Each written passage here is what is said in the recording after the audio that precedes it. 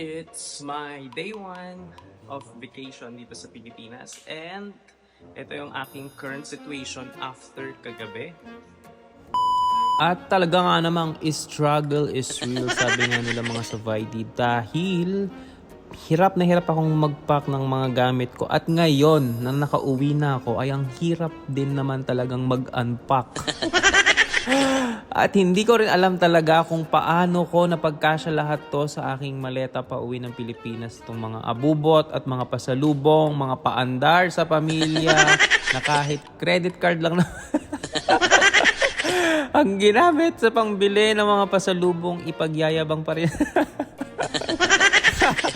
Charot! Sharing is caring, sabi nga nila mga Savaidi. Yun na lang ang aking iniisip na motto kapag nakikita ko ang aking mga gastos. It's Christmas season naman mga Savaidi, so it's the time of giving, sabi nga nila.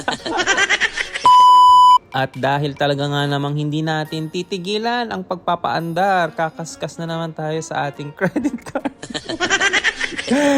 Makapagpakain lang pag-uwi ng Pilipinas. Pero kung nakakapagsalita lang talaga ang credit card mga Savaidi, ay talaga nga namang mapapasigaw siya ng pud-pud na ako. Pero sabi nga ni Raul Manuel mga Savaidi, ang pera kikitain yan.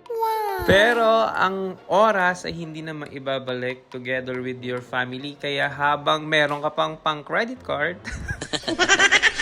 ikaskas muna ng ikaskas dahil sabi nga nila, eat now, pay later.